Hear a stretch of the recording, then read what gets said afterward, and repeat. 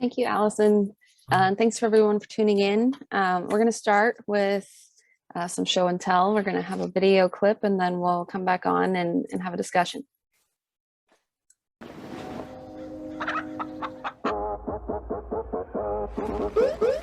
Act normal.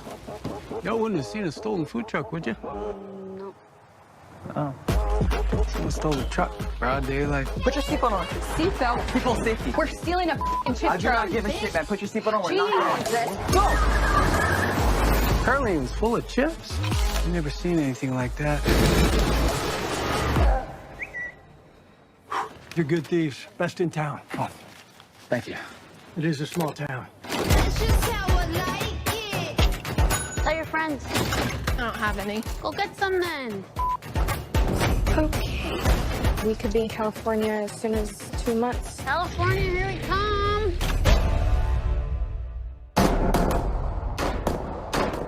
You and your buggy ass friends. What are you gonna fight for?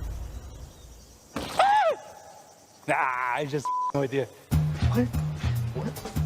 You guys watching this? It's gonna be like a month. What kind of gang was both red and blue? Indian Mafia couldn't make up their minds if they want to be Bloods or Crips more. Maybe they're Blips, or maybe they're Cruds. Hey. It's easy to be bad. Fight the man. It's hard to be a warrior with dignity.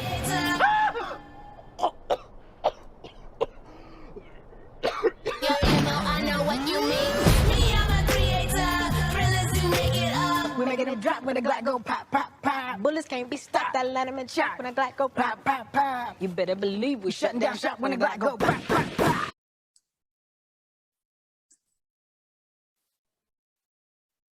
Okay. Well, that was the trailer for Reservation Dogs, which is a FX series that Bobby is a writer on. But before we talk about that, we're going to introduce you so you can hear a little bit more about Bobby and his background. Bobby Dews Wilson is a Sisseton-Wahpeton Dakota actor, writer, poet, visual artist, and comedian, and a founding member of the sketch comedy group, the 1491s. Bobby was born and raised in his ancestral homelands of Minneapolis and St. Paul, Minnesota. Very early on, Bobby was influenced by graffiti art and spoken word poetry, which set him on a path as an artist. As a visual artist and writer, his work sits at the intersection of his Dakota heritage and his city upbringing. Bobby's art is regularly inspired by and elevates commentaries on colonization, racism, modern imagery of Native American peoples, homelessness, and many more issues faced by Indigenous peoples today. He has been commissioned for numerous murals across the country and has been a featured artist in residence for the National Museum of the American Indian, the Institute of American Indian Arts, and Yale University.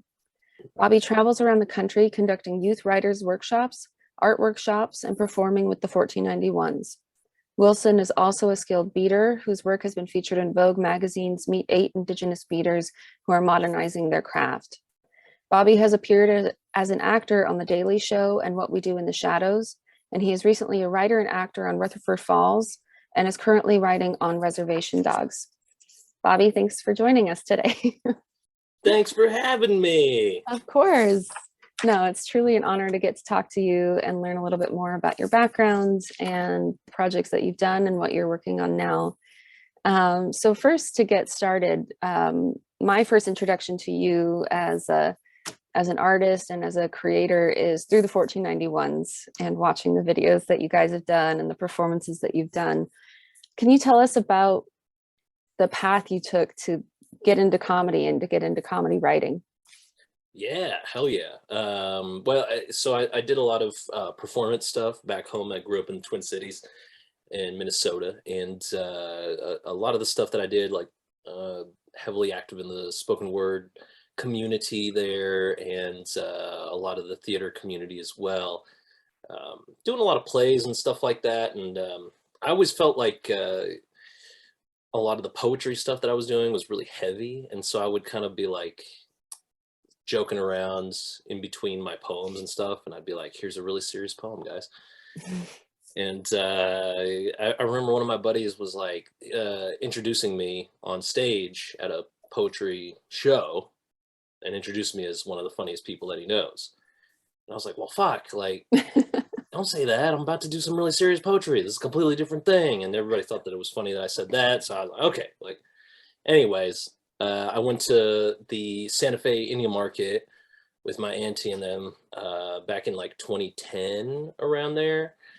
And this is where I met fellow artists Ryan Redcorn and Sterling Harjo for the first time ever. And Redcorn and I super connected like right away. And we just hung out all freaking day, geeking out about like Indigenous artists who we were super into.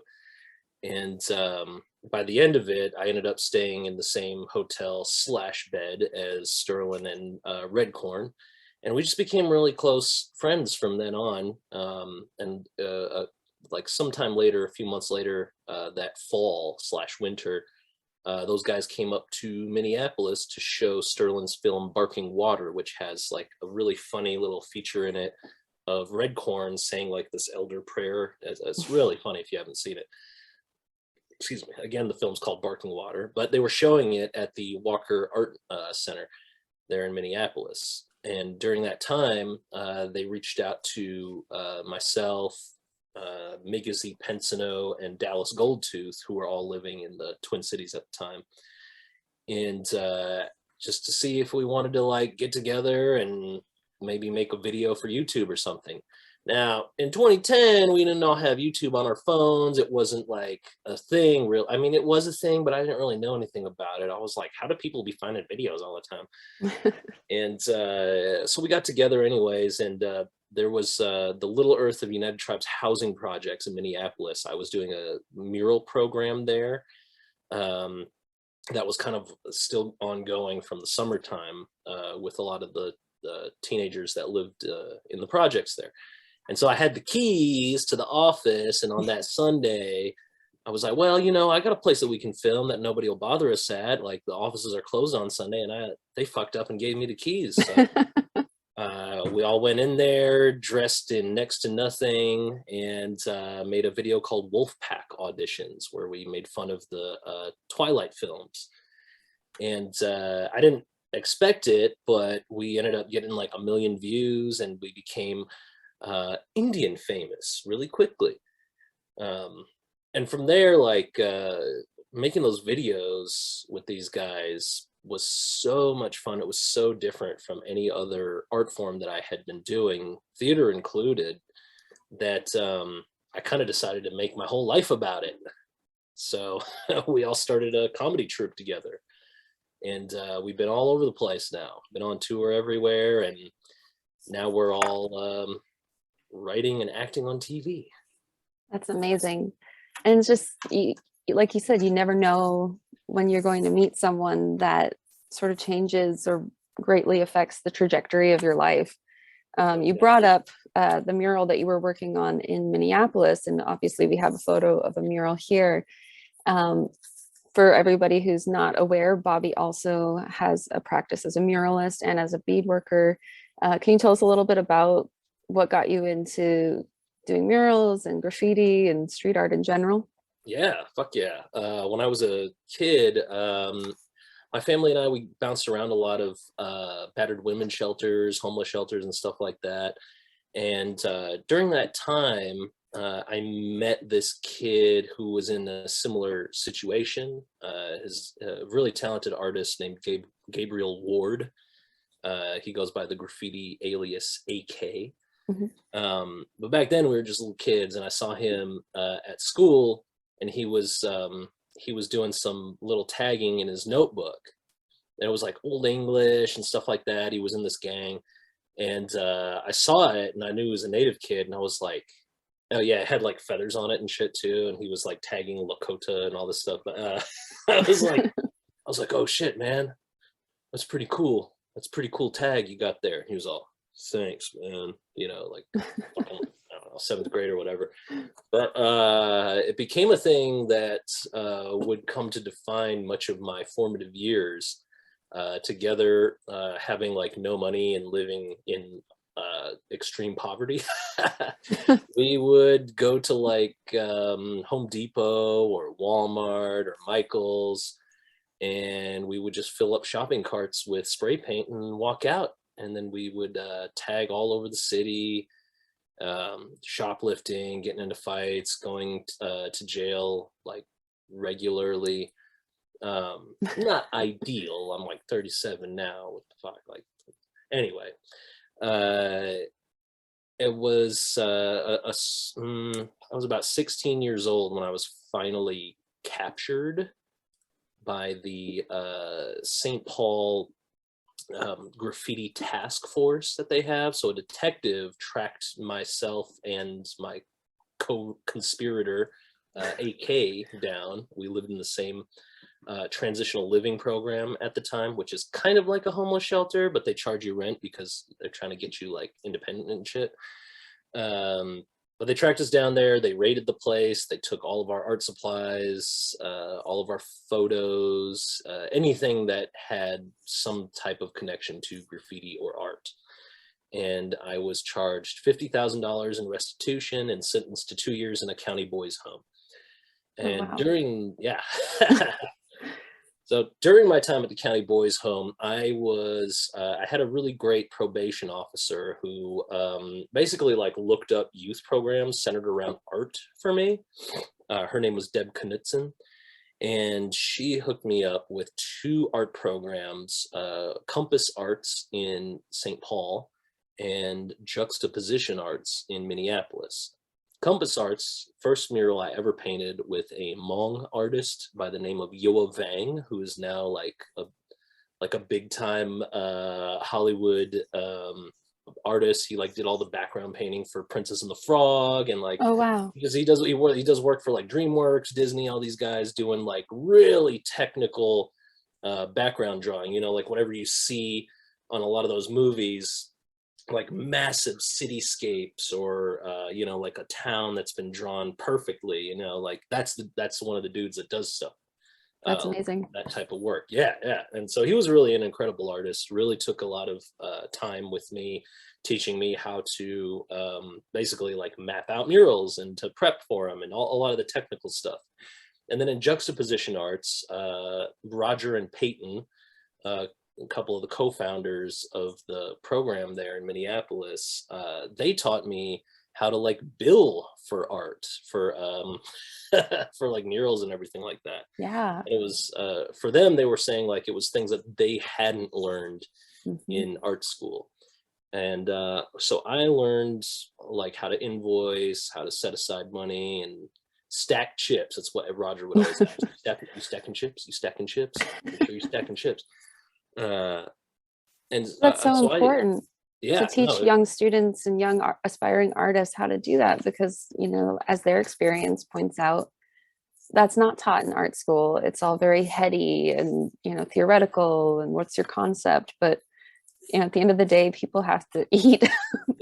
And you know, you have to know how to run your business as an artist. You're a business and you have to figure out how to do that. So that's so super lucky that someone helped you learn that. Yeah, super fortunate for that time with them. And just like I ended up working with them for about 9 years. Wow. First as a student, then as an assistant, and then as a mural instructor myself. That's awesome. And that organization, Juxta, JXTA, they now own like 2 city blocks, and just like the work that they do is fucking phenomenal. To this, like, it's only grown, it's only gotten bigger, and it started in like a tiny little studio, like an upstairs studio in North Minneapolis, you know. That's amazing. Well, and just to see probably all the artists that have gone through the program, you know, and have gone on to either continue painting and doing murals, or, you know, advocate for the arts and advocate for young ones to have that creative outlet. That's super, super important. Oh, it is. And the artists that they would bring in for us, little shits, like Joe came out and did a fucking workshop before everybody knew who he was, a long time ago, but still, like, the same fucking person, like, phenomenal artist, totally blowing our minds about what street art and graffiti art and stuff like that could be. Tats Crew, Lady Pink, all these like legendary school graffiti writers came out and just like showed us what they did and told us their philosophies behind it. That's amazing. What an amazing experience. Do you still work with them at all? Oh no, I wish. We're always talking like, because now like the bulk of the work that I do, because it pays the most, is screenwriting, and doing all of this TV stuff. And so we're always trying to kind of figure out like, because their focus is visual arts, and I just want to contribute because they did so much for me back in the day. But if there's ever an opportunity to go there and teach a couple kids how to do what I do, then that would be sick. I would love that. Next time you have time off between filming and writing, you'll have to or sleep. Time off. We have another clip. This is one that you did as sort of an intervention during Swaya's market. I think was this 2018. So we're gonna play it and then we'll talk about it. Folks, this is Bobby News from Bobby News Beat It Goods and Indians, and due to a 96-year-old administrative error, we're teaming up with your favorite Indian artist to bring you top-shelf, lowbrow, off-market Indian arts at just a fraction of the cost. So come on down to the Indian Market Clearance Outlet, located at 137 West San Francisco Street in Santa Fe, New Mexico. Prices and quantities may be more or less than advertised. Some restrictions may apply. See store for details. Indians! So for the viewers that don't know, Bobby, also you rented out a space in Santa Fe, or someone let you use a space, and you created this market during the largest Indigenous art market in North America. Can you tell us a little bit about how you came up with the idea and what all was involved in creating that space? Yeah, totally. The bulk of the credit for this goes to Jared Yazzie and OXDX, because like this was the thing that we were always talking about is like, I mean, art markets are so complicated. I know, so many incredible artists who just cannot have their work shown, or like their applications get rejected again and again and again. And yet they have like these massive followings on social media, or like celebrities are wearing their work and shit, and with that, like Jared Yazzie was not allowed to sell at Swaya because the type of his artwork is like, I'm wearing one of his shirts right now, Yeah. And it doesn't necessarily meet like the stipulations to have a booth at the market there. But and yet the first time that I ever saw his work was at Swaya, and he just had a table, like a folding table that he posted up and just started selling t-shirts on the street, And years later, his business was doing very well, and we had been talking about collaborating, and we had made a few shirts and handbags together, or just like tote bags or whatever. And we were always trying to find ways to like troll on Indian market. I think a lot of Native artists do that, especially younger Native artists, like to figure out how to be like, man, fuck Indian market by going to Indian market. And so Jared had found this really great space along with one of our friends, Carrie Wood, and they just rented it out, and we reached out to all of our buddies. Stephen Paul Judd was one of the bigger names, like to draw people in, and we're like, does anybody just want to use this space to sell? Like, didn't charge anybody for it or anything like that, no commissions or anything, just like come down, sell whatever it is that you got.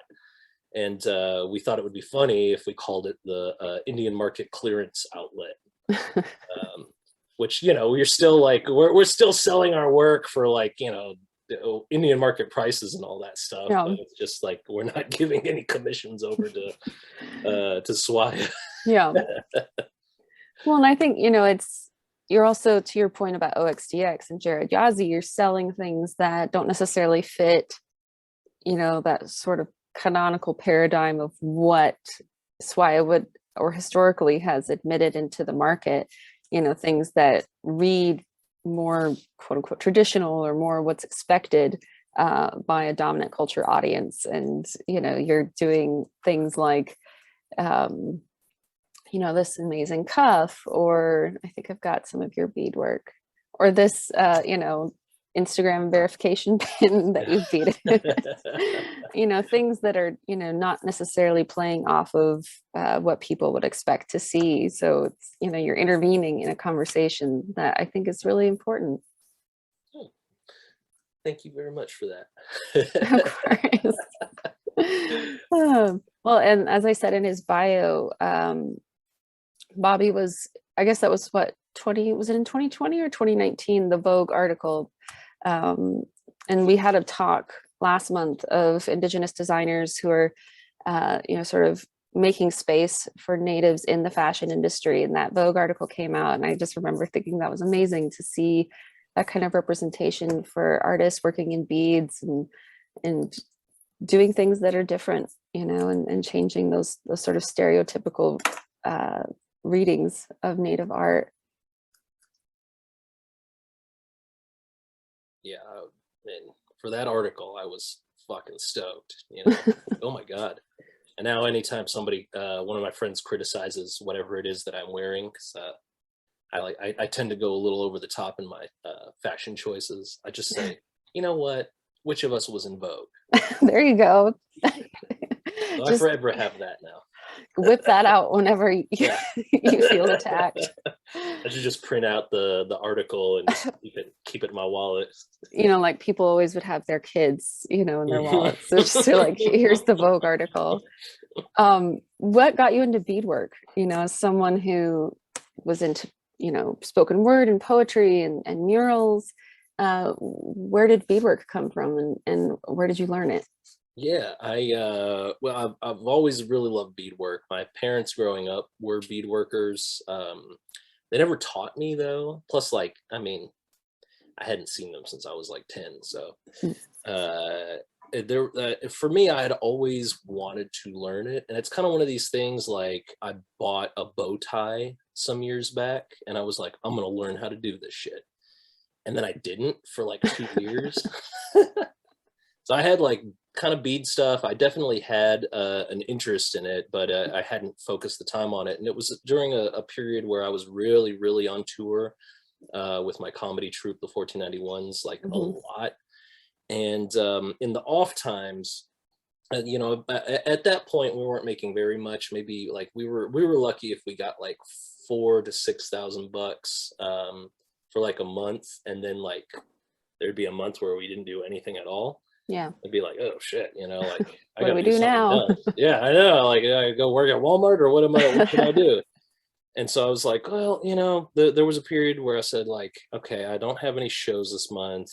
I'm finally gonna learn how to do beadwork, because like the biggest motivator for it was that I travel all over the place, been to a shitload of powwows, and you know, no shade on people who like this stuff, but I don't like to wear like a beaded Chicago Bulls medallion or something like that. You know, like the stuff that was out there that's really contemporary, it just wasn't generally stuff that I was super interested in. And so like things that I couldn't really, wouldn't really want to buy, even though the fucking craftsmanship, the quality of it was so like on point and badass, just like wasn't my aesthetic. It's not your style. Yeah. And so I wanted to make stuff that I would really like to wear, and also throw some of my headier ideas and researches into it.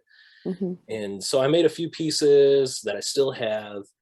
And then when I got comfortable enough in my craft, I was like, okay, I'm going to start constructing things and selling them, like this pickle here.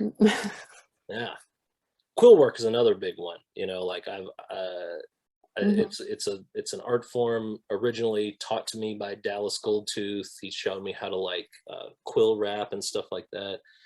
And then I had asked for like kind of some pointers on embroidery and how to take care of the quills and stuff like that. Because I had always really wanted to learn more than just wrapping the quills around a strip.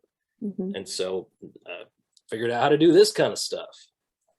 And quill work, especially to me, is just like one of these, you know, it's like older than beadwork, and it's just one of these art forms. And there are really sick freaking people doing it right now. Like @Devo22 on Instagram, or like Anthony Hernandez, young quill worker. Like these people are just like continuing the tradition of quill work, and also like elevating it in really cool ways. Absolutely. And I always hope that I can do that too. I know Jamie Akuma does some quill work too, and when she busts them out, it's like, oh my god. Well, you know, whatever. Everything that she does is like, everything she does is just mind blowing. Yeah, She's just incredible. Yeah. But you know, the thing is, they're super playful. You know, the technical skill that you have is incredible, but then they're just these very irreverent, like the Decroix bot or DeCroix, sorry, I'm sure it's DeCroix. You know, or the pickle, you know, it's these sort of irreverent things, but that are done in such an elegant way. It's just fun. They're super fun to look at and to wear. Thanks. All right, we've got, so sort of speaking again on commodity and the way in which Indigenous artwork is bought and sold. We have another 1491's clip of you in Dallas in your store. So this is one of my favorites. They say Shabai in the middle of the movie, and then they pull his heart out. Shabai, Shabai, Shabai. Kali Ma. Everyone knows the Kali Ma. But Shabai is what separates the true believers. It's Shabai, Shabai, Shabai, Shabai. Buck ass naked on a wrecking ball. Fuck. That should be illegal, man. I blame Obama.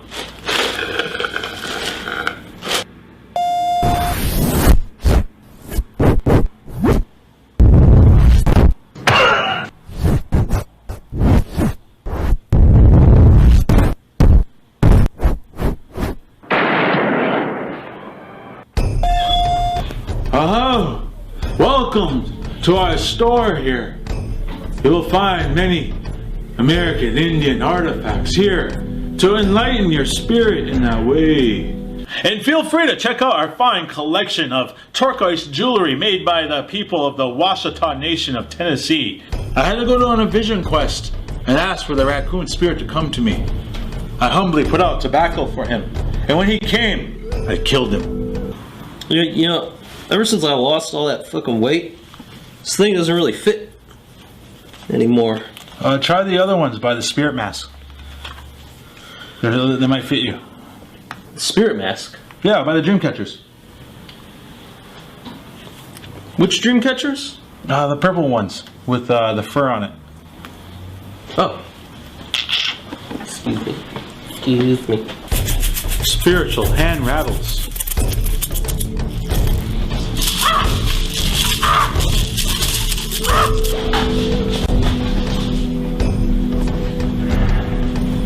Sweetgrass, charcoal, copal.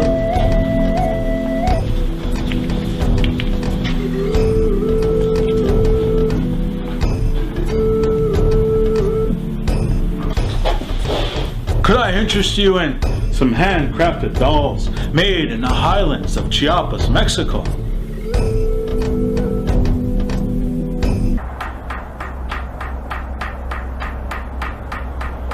You know, there is a myth out there that these are only for dreams. That's not true. You place it above your Wi-Fi router and it'll boost your signal. $62 to steal. Are you guys got any native books? We do. What are you looking for? I need stuff like on tribal law, sovereignty. We have books about spirituality and Mother Earth. No, more like, you know, history, you know, on treaty rights and... Coyote stories. We have coyote stories that teach you how not to be. Don't have any of Vandaloria books. Black Elk Speaks. Nothing on the history of colonization or anything like that, huh? Animal Speak. Good book. Talk with the animals. Art. We have the newest print of the Edward Curtis portfolio. Okay, boys. Have a good day. Brother. Looks like my grandpa. Howdy.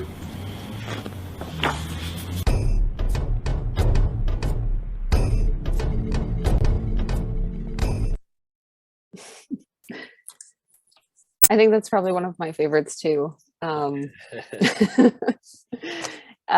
It's just, you know, you're playing off of, again, these ideas and these stereotypes, and what, you know, especially in a town like Santa Fe, where people go expecting to have a certain type of experience, or this sort of stereotypical idea of what they think Native art is, and you're turning it on its head, and by making fun of it and pointing out the sort of idiocy of that kind of reductive thought process about Indigenous peoples. What has the I guess sort of in the earlier years, or even still when you're working with the 1491s, what's the reception usually like of people when they view the work? You know, I think generally positive. You know, the internet is you know, full of opinions and reactions, but you know, for me, in my experience with this work, predominantly positive. Only a few times has it been so negative that somebody has felt the need to come up and say something. I think, you know, it's always fascinated me, like traveling with the 1491s and doing live comedy, because live comedy is where, you know, in all of the art forms that I've ever practiced, when it comes to comedy, you're actually asking for people's reaction. You are like, you can judge your own work in real time based on a visceral reaction as to whether or not somebody is laughing, groaning, or fucking yelling at you from the audience, you know. And you know, it always really, I've heard some really beautiful things from people traveling around, from other Indians who have resonated with our work throughout the years. And it always sticks with me, you know, and it makes me feel like we're doing something right as a collective, you know. And for me, being a member of that collective, I've done something good with my life, you know, something that feels very worthwhile and meaningful, and has an impact that I actually could never have imagined when I first ever started out doing it. That's amazing. But yeah, the negative reactions are also kind of my favorites too, because it's nuts sometimes. Yeah. I mean, yeah, you're gonna, especially if you post things on the internet, you're gonna get a whole litany of emotional responses from people. And speaking of live comedy, was it right before the pandemic that the 1491s, you were invited up to the Oregon Shakespeare Festival? And you did Between Two Knees. Can you tell, I don't have a clip, unfortunately, but can you tell us a little bit about that experience and writing that play, which it sold out like every performance? Yeah, it was nuts. They extended the performance because of how much the frickin' thing had sold out, which I did not anticipate. When we wrote the thing initially, it was just like, I don't know, we were just like, are you guys sure? Like, none of us have written a play before. Like, I had been in a couple plays, but not like big plays, you know. There were just like small plays at Intermediate Arts in Minneapolis or Pangea Theater in Minneapolis. They're like, you know, these were like for friends and stuff like that. And for this thing, it was like, they brought us, they commissioned us as a comedy troupe. They flew us out. They let us watch like every single play that they had that season. They just like fucking stuffed theater into our brains and let us see a couple plays in each of the theaters that they had, to show just how much we could actually do with this production. And you know, there was a thing where like, they say Shibai in the middle. No. Wait, I'll watch it again. The thing with that play was like, whenever we were doing like the rehearsal process, everything that we had talked about in like production of it, the 1491s, the director Eric Ting, all of our like cast and crew, like everything felt so important and so meaningful in the things that we were doing. but also like when we would show it to the largely BIPOC like employees of the theater, they would laugh so fucking hard, like, and it just felt so good. Like some of them couldn't hold their shit together. It was amazing. And at the end of every one of these things, they were like, man, you guys are going to piss some people off. That's what people always say at the end of those rehearsals, you know, those like public rehearsals, like, oh, you guys are going to piss somebody off. And like, I'm so glad there's a play here that's doing that. And man, we did. Like there were folks, because they have like the option to write on the actual Oregon Shakespeare Festival website. You can go on there and leave comments about any of the shows that you saw, and people either loved it or they will never see a play in Oregon Shakespeare Festival ever again, you know. And we lived for that. I lived for that. Absolutely. You know. You really I mean, that's really some of the best reaction, because you know, people show their true colors if they're that offended by something that's just pointing out truths. And you know, especially you do it in a humorous way. You know, humor can be such a gateway for having these types of conversations. You know, but yeah, some people get very offended very quickly. Which I'm sure the reactions are pretty entertaining from y'all's point of view. Yeah, they definitely were. I'll tell you what, we opened the show with a land acknowledgement, because like every one of those shows opens with a land acknowledgement about the folks that are from that region. And we opened ours like by saying the names of the tribes, and then also but like fizzling it out and going like, in the Shasta and the blah blah blah blah, but you guys aren't really listening and you don't give a shit about what we're talking about. And like, if you really want to assuage your guilt, go home and sign your deeds over to the local Indian tribes, and you know, go back where you came from. Or at the very least, go into the lobby where we have pamphlets given to us by the actual local tribes, and you can educate yourselves about them. Because we don't actually know that much, because we're not from the local tribe. Well, and I think that also helps sort of disrupt those ideas of, you know, like pan-indigeneity, that like you're not a representative for that community because you're not from that community. You know, but because of the way Indigenous peoples have so long been depicted in pop culture and in movies and TV, you know, there's this perception that one person can represent 564 federally recognized communities. So I have one more clip. This is from Rutherford Falls, which Bobby writes on and also performs in, which you're filming, I think you said season 2 right now. So we'll watch that and then we'll dig into some questions from the audience. 400 years ago, my patriarchal ancestor, Lawrence Rutherford, founded our town. Anyone see the resemblance? I definitely see it. It's in the jaw, the shoulders, the chest, and probably some other places. Okay, thank you. I am the steward of my family's legacy that will resonate throughout history. And you have a museum. You're gonna get yours too. This is a ginormous casino. But nobody wants to help my cultural center. The only native artifacts in here are those bags. You seem smart. I'm guessing lots of college. Not Ivy League, but so close it drives you crazy. Northwestern. Nathan, I'm calling to request a response to Mayor Chisenhall's decision to move Big Larry. I'm sorry, what? The problem is not Big Larry. It's the road. This is the 5th time someone's crashed into that statue. It's a public safety issue. It's history, Deirdre. You can't change history unless you have a time machine. And you don't, because if you did, you'd go back and tell yourself not to buy that blazer. What? I'm gonna get this town on my side. Yeah. And I'm gonna transform my cultural center.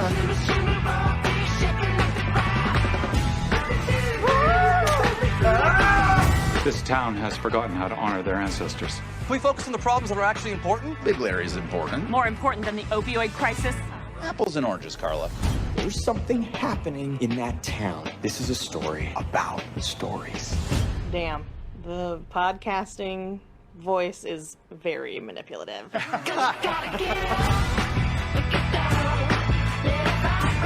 So much drama. But let's leave them Okay, more. no, but I'm not done telling these people why they're wrong and stupid. This is why it's not worth being friends with white people. No.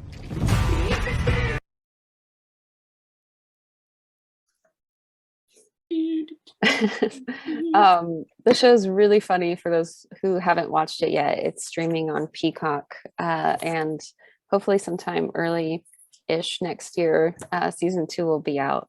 Can you tell us, before we jump into some questions from the audience, how did this sort of evolve and come to happen? How did they approach you? And did you say yes at first, or did you have to think about it? I said, fuck yes. Get me in there. No, I had Sierra Teller Ornelas, one of the co-creators alongside Michael Schur and Ed Helms. She's also the showrunner. And so she's the boss of the whole show. And she had reached out to me via Instagram, said that she's always just laughed at the shit that I post and has found me generally funny, and her mom really likes me. That helps. Barbara Teller. And she asked me, do you write? Do you have a writing sample? Would you want to submit and try out to be a writer for the show? I was like, are you fucking kidding me? Of course I would. I've been doing this live comedy stuff for like a decade now, trying to get into writing and acting in Hollywood. And so she gave me my shot and hired me on season 1 as one of the staff writers. And oh man, it was freaking incredible. Being put up alongside these incredible writers who have been doing this network comedy stuff for so freaking long. I mean, Mike Schur and his buddy Matt Murray, both super talented comedy writers. They both wrote together on Saturday Night Live during the Will Ferrell years.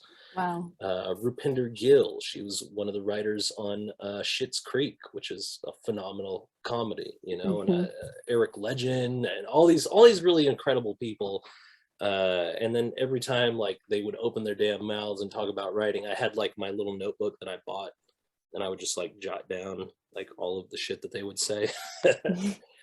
Yeah, truly incredible. And once I was finally into the Hollywood space and writing, it just opened up so many more doors for me, and totally once again changed the course of my life.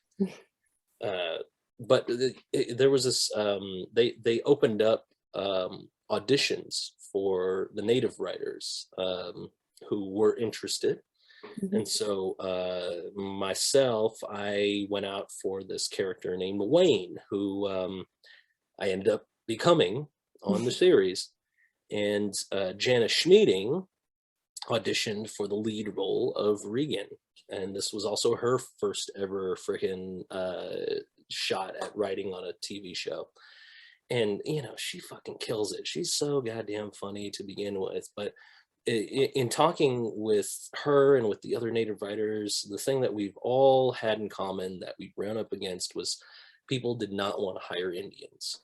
Didn't want to hire us to write, didn't want to hire us to tell jokes, because as we all heard time and time again from different executives, there is no market for Indians, which is kind of funny because there's a couple markets for Indians. There's the herd market, there's Shibaya. No, I'm just kidding. But with all of that, it's if they ever needed somebody to check the box that they talked to an Indian about their storyline, then any number of us could get approached to be a consultant and maybe make a couple $1,000 in the process.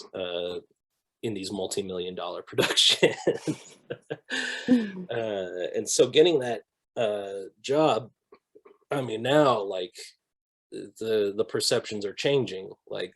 The success of Rutherford Falls, of Reservation Dogs, the upcoming series Echo for Marvel, like all of these shows that I've been able to like write on seem to be changing the landscape, at least on the business side, and, like for all of these studios and networks and them and the streamers. Like there was this thing going around, which was true, with Reservation Dogs during its run on FX on Hulu.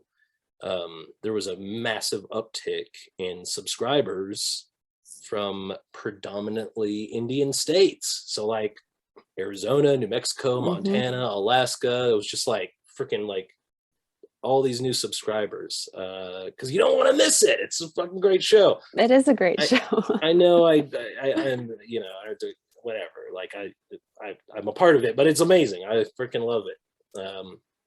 Yeah. No. And now, right now, like I'm not a writer on season 2 of Rutherford Falls, unfortunately, but they didn't kill my character. I begged them not to kill. That's a plus. Yeah. So yeah, no, that's just, I can't say enough good things about these projects that I get to be a part of. Rutherford Falls, I mean, just like the work culture in general is phenomenal. Everybody's just like so freaking happy to be there, you know.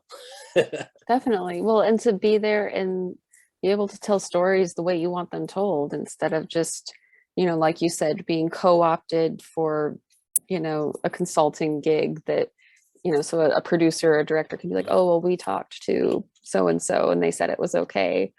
You know, but to have that agency, and, you know, the proof is in the pudding. The shows both got renewed, and, you know, people want to see themselves and their stories told. So just, you know, congratulations on all the work, and, you know, can't wait to see season 2 of both shows. I'm going to invite Allison to come back on the screen, and she's going to share some questions from all of those out there in TV land. Yeah, we're going to start with the kind of most recent topic for the show for Rutherford Falls. Are there any storylines that were too off limits when you're there in the writer's room? Oh, well, I wouldn't say so. It's like the process of writing TV is so indigenous. No, you just it seriously is like the majority, the bulk of TV writing is not even actually writing. It's just like philosophizing with several other people for hours a day, and for weeks and weeks and weeks. Like it's like a 20-week contract where you're just meeting 5 days a week and talking comedy, talking story. And, you know, like if somebody hits a line or like crosses a line, then, you know, people will tell you. There are checks and balances within the rooms. Yeah, so no is the answer, but also kind of yes. That's all. That's all. I have nothing else to say about that. Well, great. My next question, where can Between Two Knees be watched? And how did you get started in writing?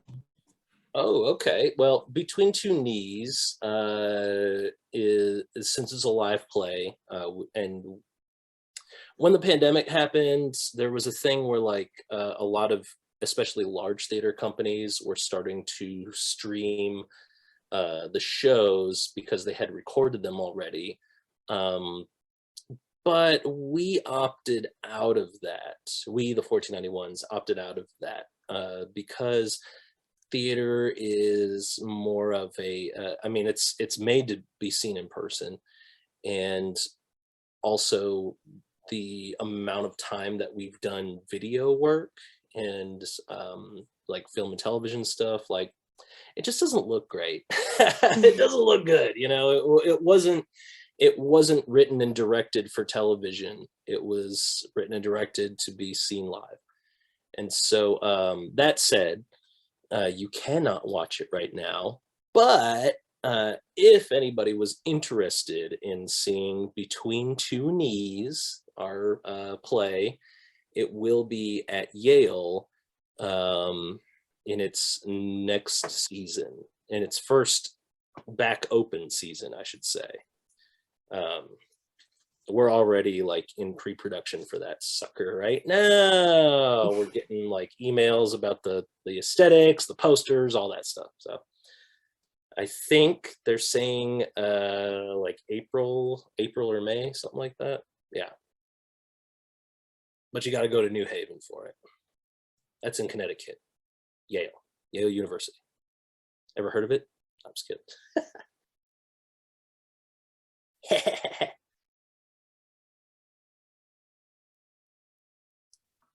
Any other questions?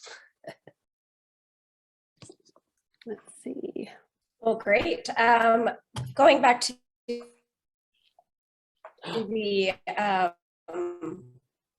oh, sorry. That's okay, Allison. Oh, your internet's all busted.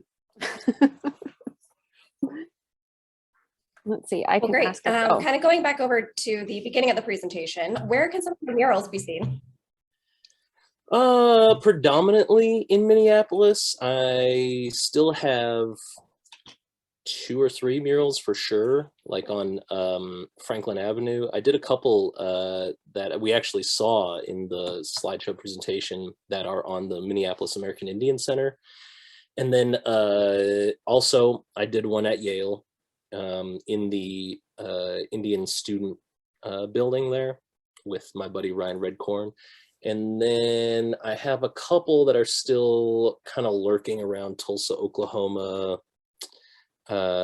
People send me pictures of stuff that I did on trains a long time ago occasionally. And then the big one that was at the beginning of the presentation about the mural painting stuff that I do is at IAIA in Santa Fe. It's on a pretty big wall there. Yeah. So if you got time and you got the resources, go fly around and check them out. Or just go on my Instagram @BobbyDews. So we have 2 more questions, and then we'll let you escape from this Zoom chamber. You just brought it up, Bobby Dews. One person wants to know what the Dews, where it comes from or what it means. Yeah, Dews is my graffiti handle. It was the name that I chose quite some time ago. Primarily because, I mean, like, I talked a little bit about it, but I had a crazy fucking upbringing, you know, and every time that I always would say like, you know, like, oh yeah, like it feels good to finally be like making a living or being able to like not overdraw my account to like pay rent. People will be like, well, you paid your dues. And this is something that I've heard, you know, like since I was born, is people always talk about paying their dues. And I came to realize that you never, ever, ever, ever stop paying your dues or getting them paid to you. Like it just keeps on going and keeps on going. And when I tag it on buildings, in my head, I'm taking back dues that are owed from the fuckers that came here and put Starbucks over our ancestors' bones. Brat, brat, brat. Yeah, we get political sometimes. No, I'm just kidding. All the time. And then last question, what makes you laugh? Shit, everything. There's always a little bit of comedy in something. Yeah, you know, just a little bit. Oh, this guy who just said, my guy, love you. That guy makes me laugh a lot. Elijah Benson. Oh, Talbert, she makes me laugh. Who else makes me laugh? Rosetta Walker. She doesn't really make me laugh, but... Oh, well, Bobby, thank you so much for joining us today. I think everyone really enjoyed it. I know I enjoyed talking to you. So thanks, everyone. Again, Rutherford Falls is streaming on Peacock. Reservation Dogs is on FX. And be sure to tune in for our next virtual art talk. Woo! Thanks for having me. Thank you. Take care. Take care. Wait, do I just go? Yeah, you can just go. All right, I'm just gonna go. I'm gonna go. So All right. Well, you're taking a while to go. on 3. Go first. All right. All right. Later. Take care.